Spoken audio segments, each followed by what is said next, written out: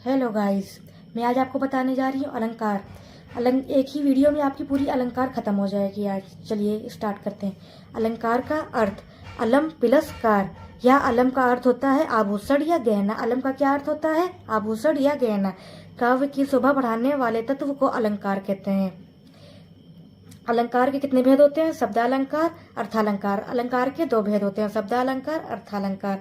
शब्दालंकार में कितने होते हैं? अनुप्रास, यमक, श्लेष। अनुप्रास, यमक, श्लेष। अर्थालंकार में उपमा, रूपक, उत्प्रेक्षा, मानवीकरण, अतिशयोक्ति और विभावना। ओके गाइस, चलिए आगे चलते हैं। उपमा अलंकार, जब पंक्ति में योजक चिन्ह आए, शब्द सा, सी, से, सम, सरिस, समास आए तो उपमा अलंकार होता है। कौन सा अलंकार होता है? उपमा अलंकार। क्या आने पर? योजक चिन्ह। ये योजक चिन्ह बना है बेटा, और ये सा, सी, से, सम, सरिस, समास। ओके गाइस, देखिए जैसे कि मुख चंद्रमा सा, सुंदर सा। देखिए इसमें योजक भी आया है और सा भी आया है। मुख चंद्रमा सा सुंदर है, मुख चंद्रमा सा सुंदर है। कर कमल सा कोमल है, इसमें भी देखिए सा आया है। और आगे चलते हैं। मुख बाल रवि सम लाल होकर ज्वाल सा बाधित हुआ, इसमें देखिए सम आया है गाइस। और नीचे देखिए ज्वाल सा, इसमें योजक भी आया है और सा भी आया है। और नीचे और एक और चलते उदाहरण पर। खिली हुई हवा आई, फिरकी सी आई चली गई, इसमें देखिए सी आया है। देखिए जो हमने बताया था सा, सी, से, सम, सरिस, समास, ये कोई भी वर्ड आए और योजक चिन्ह भी आए तो कौन सा हो जाएगा हम लोगों का? उपमा अलंकार। सा, सी, से, सम, सरिस, समास। सा, सी, से, सम, सरिस, समास और योजक चिन्ह अगर आए तो हमारा कौन सा हो जाएगा अलंकार? उपमा अलंकार। बहुत ही इजी होता है उपमा अलंकार। बस याद रखिए योजक चिन्ह और सा, सी, से, सम, सरिस, समास अगर ये आ जाए तो तुरंत ही उपमा अलंकार पर टिक कर दीजिएगा। Okay guys. अब रूपक अलंकार, जब पंक्ति में केवल योजक चिन्ह आए, सा, सी, से ना आए तो रूपक अलंकार होगा। जब पंक्ति में योजक चिन्ह आए, सिर्फ योजक चिन्ह आए, सा, सी, से, सम ना आए, कुछ भी ना आए, ठीक है गाइस, तो वो क्या हो जाएगा? रूपक अलंकार। जब पंक्ति में केवल योजक चिन्ह आए, शब्द सा, सी, से ना आए, रूपक अलंकार होगा। जैसे मैया मैं तो चंद्र खिलौना ले हूं, देखिए इसमें खाली योजक चिन्ह आया है, सा, सी, से नहीं आया है। देखिए मैया मैं तो चंद्र खिलौने ले हूं, इसमें सिर्फ योजक चिन्ह आया है गाइस, और सा, सी, से, सम नहीं आया है, इसीलिए ये हमारा क्या हो गया? रूपक अलंकार। एक और उदाहरण हम लोग देखते हैं। चरण कमल बंदो हरि राय। देखिए गाइस, चरण कमल के बीच में इसमें योजक चिन्ह लगा है तो ये क्या हो गया हमारा? रूपक अलंकार। चरण कमल बंदो हरि राय, ये हमारा कौन सा हो गया? रूपक अलंकार। रूपक अलंकार में क्या होता है? योजक चिन्ह होता है, सा, सी, से नहीं होता है। बीती विभावरी जागरी, अंबर पनघट में डुबो रही, तरा घट उषा नागरी। देखिए अंबर पनघट में देखो योजक चिन्ह लगा है और उषा नागरी में भी योजक चिन्ह लगा। ये हमारा कौन सा हो गया? रूपक अलंकार। ये हमारा कौन सा हो गया? रूपक अलंकार। ओके गाइस, सा, सी, से और योजक चिन्ह हो तो हो जाएगा हम लोगों का उपमा अलंकार, और सा, सी, से और योजक चिन्ह हो तो कौन सा हो जाएगा? उपमा। और अगर योजक चिन्ह ही सिर्फ हो, सा, सी, से नहीं हो तो वो हमारा हो जाएगा रूपक अलंकार। ओके गाइस, इतना याद रखिएगा वरना आप लोग कंफ्यूज हो जाएंगे।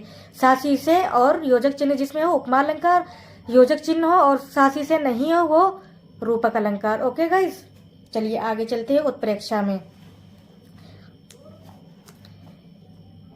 यदि पंक्ति में ज्यो मनो इव मनु जनु जान मनहु जनहु आता है वह उत्प्रेक्षा अलंकार होता है। कौन सा? ज्यो मनो इव मनु जनु जान मनहु जनहु आता है तो वह उत्प्रेक्षा अलंकार हो जाता है। ये गाइस बहुत ही इजी होता है, ये खाली आप एक लाइन याद कर लीजिए, ज्यो मनो इव मनु जनु जान मनहु जनहु। अगर लाइन याद हो जाएगी आपको तो ये समझ लो उत्प्रेक्षा अलंकार तो इंसान आंख बंद करके लगा देता है।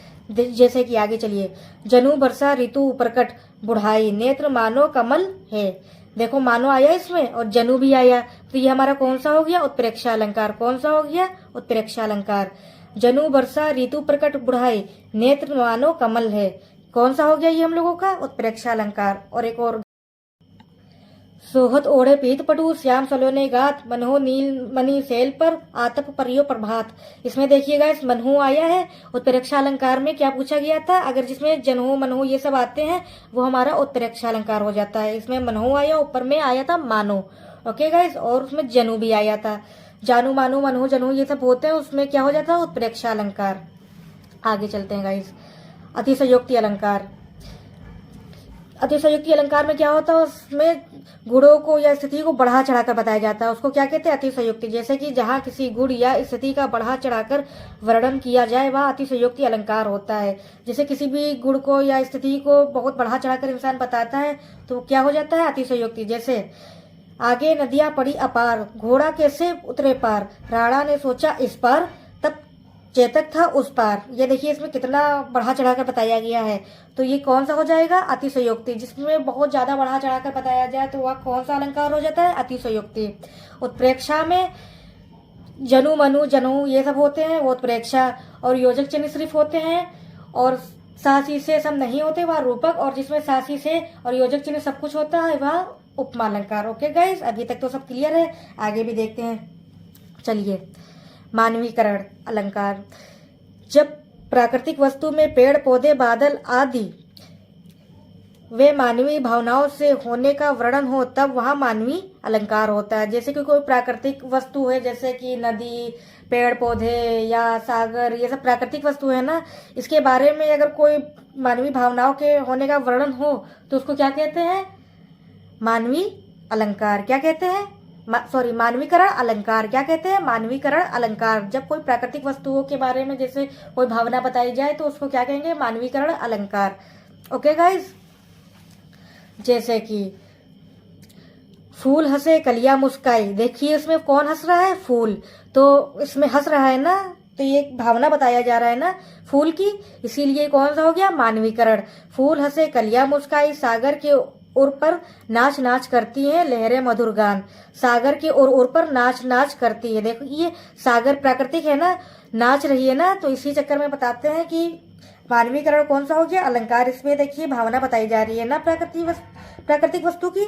देखो फूल हंस रहा है, इसमें सागर नाच रही है, तो ये कौन सा हो गया हमारा, मानवीकरण अलंकार। कौन सा हो गया, मानवीकरण अलंकार। ओके गाइस, अब आगे चलते हैं, विभावना अलंकार। विभावना अलंकार, ये गाइस ये अलंकार ऐसा होता है जिसमें बिना कुछ किए बिना कुछ सुने सब काम हो जाता है, उसको क्या कहते हैं, विभावना अलंकार। जैसे जिस वाक्य में बिना कुछ किए बिना कुछ सुने सब काम हो रहा हो वहाँ विभावना अलंकार होता है। जिस वाक्य में बिना कुछ करे, कुछ भी काम नहीं करता है, कुछ भी सुनता नहीं है, सब काम हो रहा है, वो क्या होता है, विभावना अलंकार। जैसे बिनु पद चले सुने बिनु काना, कर बिनु कर्म करे विधि नाना।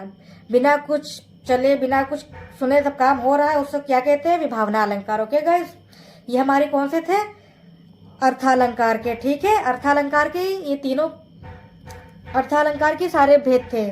अब हम लोग चलते हैं शब्दालंकार में। ओके गाइस, शब्दालंकार के भेद। चलिए, अनुप्रास अलंकार। अनुप्रास अलंकार, जब वर्ण बार बार आए तो वहाँ अनुप्रास अलंकार होता है। खाली वर्ण जैसे कि का चा छा, ये सब ये क्या हो गया, वर्ण। ये जब बार बार आए तो उसको क्या कहते हैं, अलंकार। जैसे चारू चंद्र की चंचल किरणें खेल रही जल थल में। चा आया, फिर चा आया, फिर चंचल में भी चा आया, चारू में भी चा आया, चंद्र में भी चा आया, चंचल में भी चा आया। बार बार वर्ण आ रहे हैं ना, तो ये कौन सा हो गया हमारा, अनुप्रास।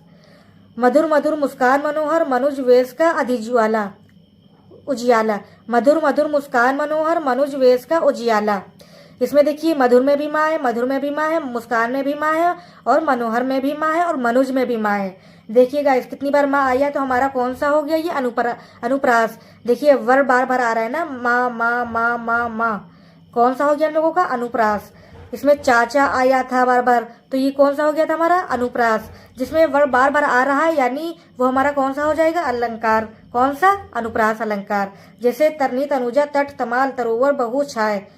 ता ता ता ता ता ता ता सब में आ रहा है ना, ये कौन सा हमारा हो गया, अनुप्रास। जिसमें कोई भी वर्ण बार बार आए, कोई भी वर्ण आए बार बार, तो वो हमारा कौन सा हो जाएगा, अनुप्रास। इसमें चा आ रहा है बार बार, इसमें माँ आ रहा है बार बार, इसमें ता आ रहा है बार बार। ठीक है गाइस। यमक अलंकार, जहाँ कोई शब्द दो या दो से अधिक बार आया हो लेकिन उसका अर्थ अलग अलग हो। जहाँ कोई भी शब्द दो या दो से अधिक बार आया हो लेकिन उसका अर्थ अलग अलग हो, तो वह कौन सा हो जाएगा हमारा अलंकार, यमक अलंकार। जैसे कनक कनकते सौगुनी मादकता अधिकाय, वह खाए बोराए नर या पावे बोराए। इसमें एक कनक का अर्थ होता है हीरा, दूसरे कनक का अर्थ होता है धतूरा। ओके गाइस, इसमें देखिए एक ही शब्द दो बार आया है लेकिन दोनों के अर्थ अलग अलग हैं, तो यह हमारा कौन सा हो जाएगा, यमक अलंकार। कौन सा हमारा अलंकार हो जाएगा। एक और चलते हैं गाइस उदाहरण पर, काली घटा का घमंड घटा। इसमें देखिए घटा 2 बार आया है, काली घटा का घमंड घटा। पहली घटा का अर्थ होता है बादल, दूसरी घटा का अर्थ होता है कम। काली घटा का घमंड घटा। ओके गाइस, आगे चलते हैं। श्लेष अलंकार। श्लेष अलंकार, श्लेष का अर्थ होता है चिपका हुआ, जहाँ एक शब्द एक के अनेक अर्थ होते हैं, यानी कि एक शब्द हो उसके अनेक से अर्थ होते हैं। जैसे कि रहीमन पानी राखिए, बिन पानी सब सून, पानी गए ना उभरे, मोती मानुष चून। इसमें पानी के बहुत से अर्थ हैं। पानी का मोती से अलग अर्थ होता है, पानी का मानुष यानी मनुष्य से अलग अर्थ होता है, और चूने से अलग अर्थ होता है। इसीलिए पानी का अर्थ अलग अलग इसमें बताया गया है। जहाँ एक ही शब्द के अलग अलग अर्थ हो वो क्या होता है, श्लेष अलंकार। क्या होता है, चिपका हुआ, यानी श्लेष का क्या होता है, चिपका हुआ।